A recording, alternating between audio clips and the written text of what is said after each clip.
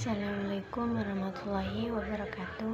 Di sini saya Aminatul Badriah akan menjelaskan tentang permasalahan pembangunan ekonomi Islam. Apa yang dimaksud dengan pembangunan ekonomi Islam ini?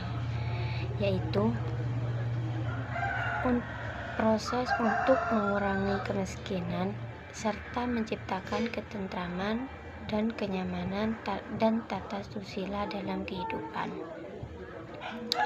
Di sini juga ada tujuan pembangunan, yaitu apa sih tujuan pembangunan itu? Yaitu untuk mewujudkan kesejahteraan dan kebahagiaan hidup masyarakat melalui keadilan dalam pendistribusiannya sumber daya alam dan kekayaan bersama. Dalam konteks ini, Islam memiliki pendekatan yang lebih komprehensif terhadap konsep masyarakat sejahtera. Islam memandang manusia secara utuh, meliputi aspek seperti aspek fisik, fisiologis, dan spiritual.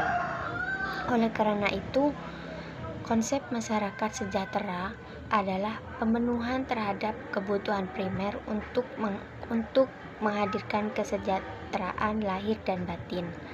Masyarakat sejahtera dalam skala paling minimal menurut Islam dibingkai dalam 5 kesejahteraan pokok, yaitu yang harus dipenuhi, yakni keselamatan pokok agama, rukun iman dan Islam, jiwa, akal yang sehat, keturunan yang baik, dan jaminan keselamatan kepemilikan harta kekayaan. Kelima hal ini disebut juga al-hajat al-daruriyat, yaitu kebutuhan atau bisa disebut itu kebutuhan primer. Dengan demikian, pembangunan sektor kebutuhan dasar untuk menjamin keselamatan 5 hal pokok bagi kemaslahatan manusia tersebut harus menjadi prioritas utama, yang juga mengharuskan pendistribusian dan alokasi sumber dana atau anggaran pembangunan secara proporsional dan memadai untuk produksi kebutuhan dasar. Yaitu di sini pembangunan ada juga masalah umum dalam pembangunan ekonomi, yaitu di sini tuh masalah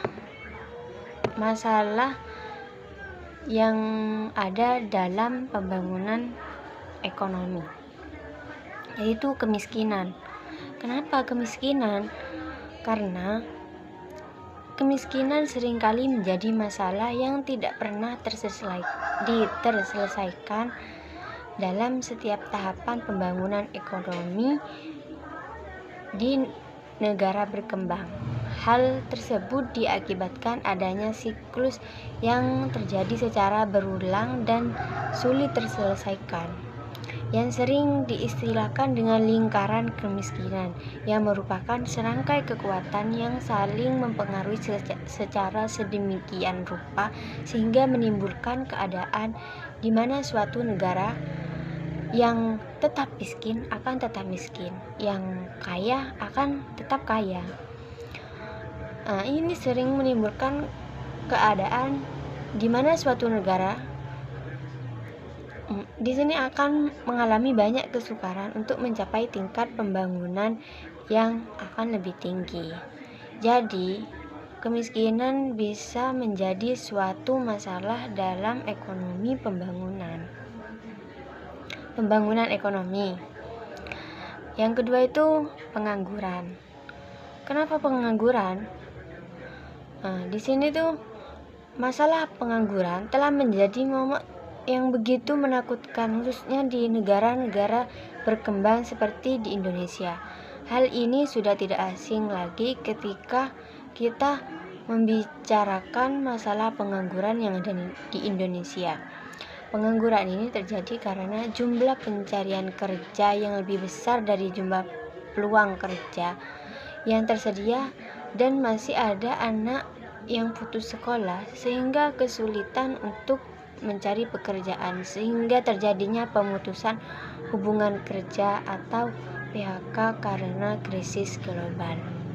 Di sini tujuan pembangunan ekonomi suatu negara pada dasarnya adalah meningkatkan kemakmuran masyarakat dan pertumbuhan ekonomi agar stabil dan dalam keadaan naik terus. Jika tingkat pengangguran suatu negara relatif tinggi, hal tersebut akan menghambat pencapaian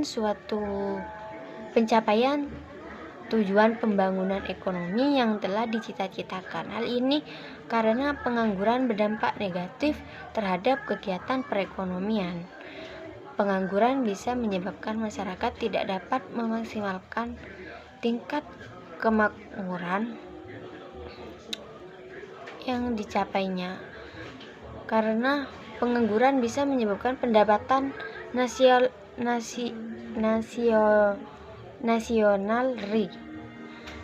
nyata yang dicapai masyarakat akan lebih rendah daripada pendapatan potensial, yaitu maksudnya pendapatan yang seharusnya.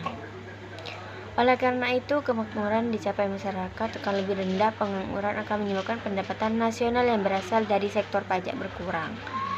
Jika penerimaan pajak menurun dan dana kegiatan ekonomi pemerintah juga akan berkurang, sehingga kegiatan pembangunan pun akan terus menurun. Adanya pengangguran akan menyebabkan daya beli masyarakat akan berkurang, sehingga permintaan terhadap barang-barang hasil produksi akan berkurang. Di sini juga ada ketimpangan dalam distribusi pendapatan, yaitu tingginya angka pertumbuhan penduduk.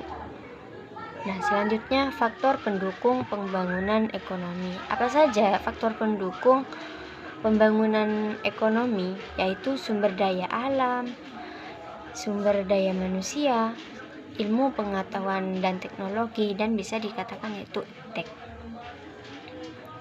Juga sosial budaya, keadaan politik, sistem pemerintahan, dan juga sarana prasarana.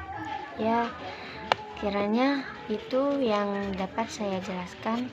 Jika ada yang salah kata, mohon dimaafkan.